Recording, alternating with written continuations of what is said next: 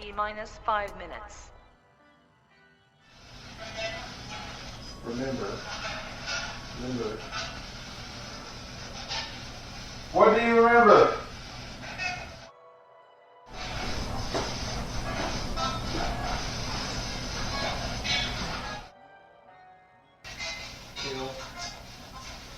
Kill who? Max.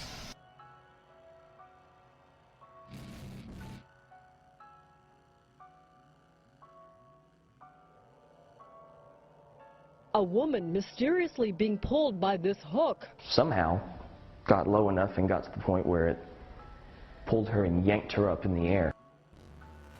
And they may have proof the newspaper building is haunted. We did capture a black shadow figure that moved, looked like it was moving from the hook over the doorway towards the elevator. T-minus 4 minutes. 797 here, you 198. Lots clear. 7, go ahead. I'll tell you at 10 o'clock high. This is Houston. Say again, 7. We have a bogey at 10 o'clock high.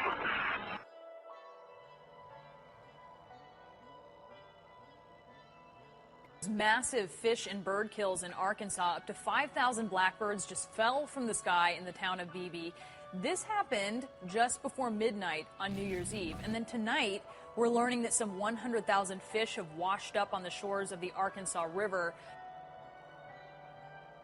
In October, a Dallas research group released new information from the Sasquatch Genome Project claiming there is now DNA evidence proving they say that Bigfoot is indeed no longer a myth, but rather a human hybrid living among us.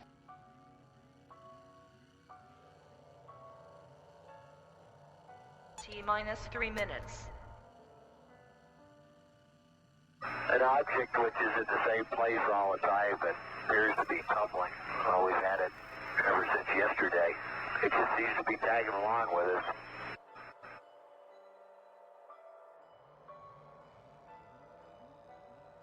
People in Alert Bay say they've been hearing strange screams and howls from the forest at night. And I just froze. Crickets stopped. It was an eerie silence. I was scared to death.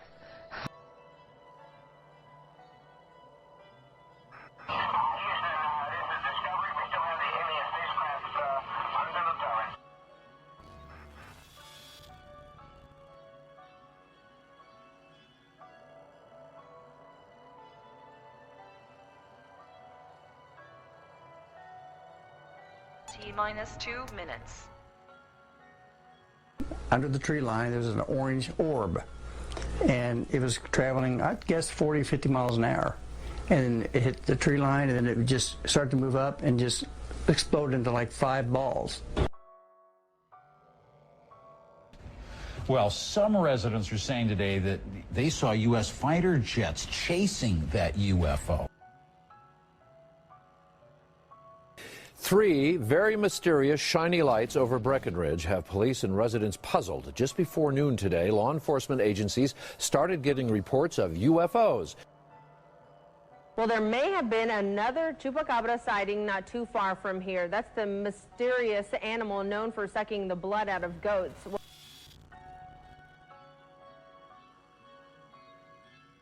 What we've got here is failure to communicate. T-minus 1 minute.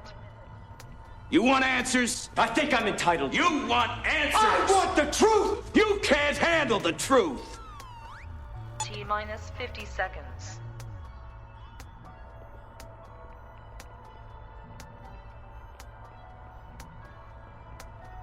T-minus 40 seconds.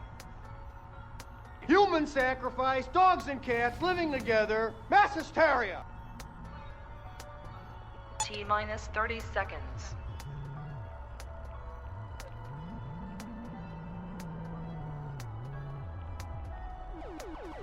T-minus 20 seconds.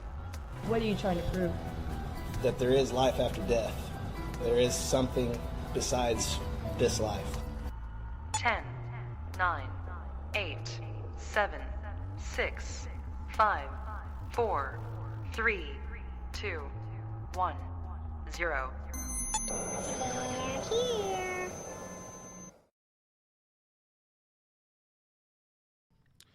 Hey everybody, welcome to another episode of Paranormal Social Radio. I am one of your co-hosts. My name is Max Wagner, and I'm here with Dustin and Sarah. What's up? Hey, this is Sarah Riley. I'm live from the Fog Machine Studios. Yeah, I don't know He's how embedded live in Velma, Oklahoma. on Facebook here. I don't know if we're gonna have our video up or what. Until then, I'll just leave the logo there. How about that? I'll just leave the logo. Okay. Okay. I guess we can go ahead and start this off. There's something that we were looking at, and we found it says paranormal researchers are actually pretty normal. It says exploring ghosts, aliens, UFOs, and cryptozoology used to be seen as a hobby for only the very strange. The stereotype was people wearing tinfoil hats sitting in their mother's basement. All that has changed, says a new study that looked at people who go into the field of paranormal research. It's a very diverse group of people, said Simon Fraser University geography professor Paul Kingsbury, who is studying paranormal investigators and what motivates them to work in a field that many don't believe in. Their passion is very strong, he said. As part of his study, Kingsbury took part in 8 ghost investigations, 2 UFO conferences, and 1 Sasquatch hunt. He said the conferences function much like an academic forum where there is a debate and as many skeptics attend as do true believers. There are keynote speakers, Q&As, breakout sessions, late-night hotel lobby bar conversations about different theories. These conferences are very much centers for teaching and learning. I'm interested as a cultural geographer how the conferences bring people together in these relatively small places. With so many smart, seemingly normal people investigating claims of the paranormal, it's not hard to imagine the mainstreaming of the topics. When that happens, we may finally get to the bottom of some mysteries. So do you think paranormal investigators are normal?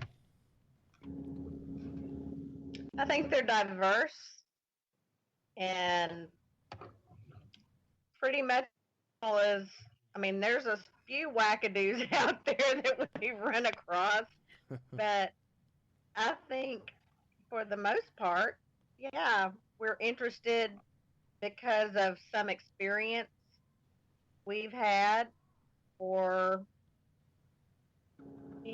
show that we watched.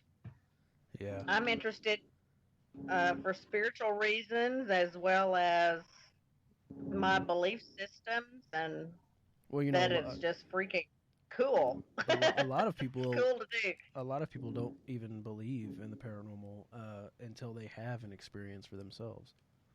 Right. Exactly. You gotta experience it to change your life.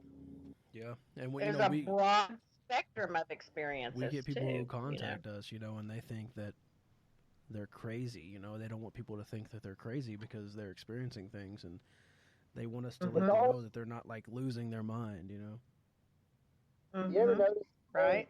Like the husband or the grandpa that don't believe in it until something happens, and he's get those guys over here right now. After that, yeah, I have noticed that.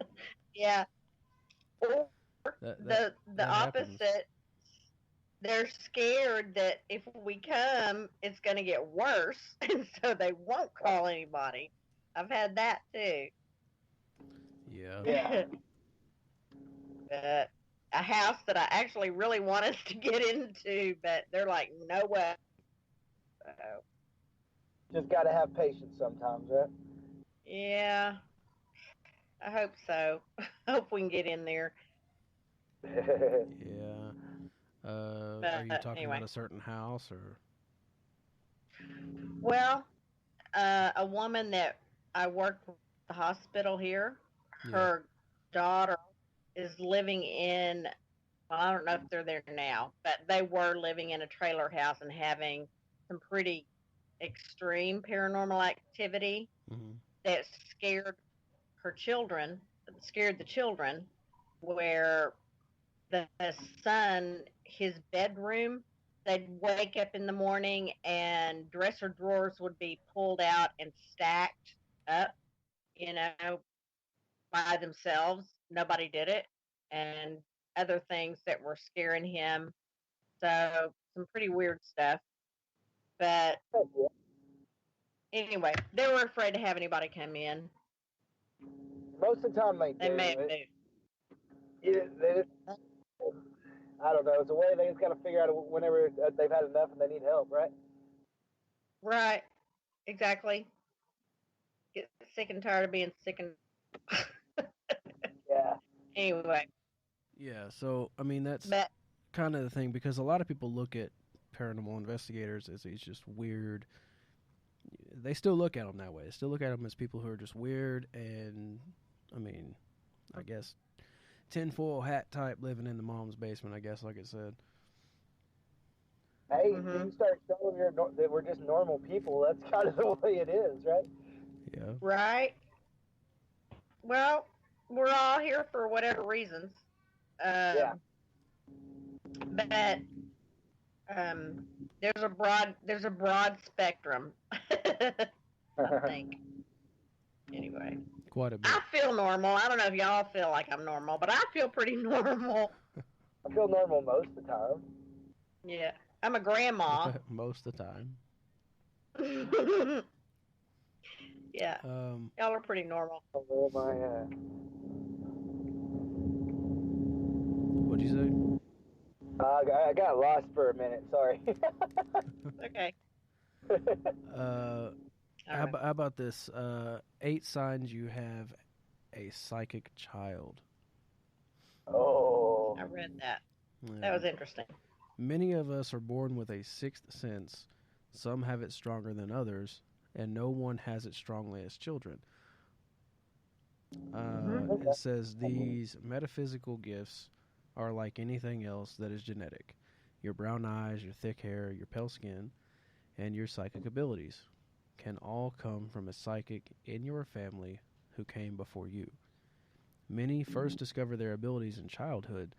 You might not even know you have it in your family, as many families may have suppressed it as signs of the devil or social concerns.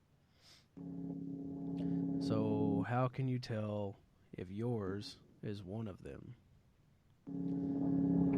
It says they have an imaginary friend. Number 1. Have your kids done that, Max? You have 2 little kids. Imaginary friends? Heather or Hayden. Yeah, Heather or Hayden. Heather did, and it was just very, very, very brief. So, like, it didn't last very long. I mean, it was like maybe like a couple days. Yeah. And that was about it. Was that, well, you had gotten into paranormal a little bit before she ever came along, right? I mean, yeah. Since before y'all got married, yeah. Yeah, because of all the experiences I had when I was, growing up. So that probably like threw a red flag up, probably. And yeah. I was investigating paranormal before she was born. Right. Yeah. She's born in I know, I 2010, scanned her. and I started investigating probably 07 a little bit, and then 08 a little more, and then 09 a little bit more, and then 2010 like nothing, and then when it got to about 2011 is when I decided to start a team, and that's when me and Josh did it. So. Check your mic. I can't hear you good. Who, me? Yeah. I hear Dustin's truck. Yeah, I can hear it too. Okay, now I can hear you. Okay, there you go. It says, does your child talk to someone who isn't there? This is very common, but if your child is actually talking to someone who is there, but you can't see them,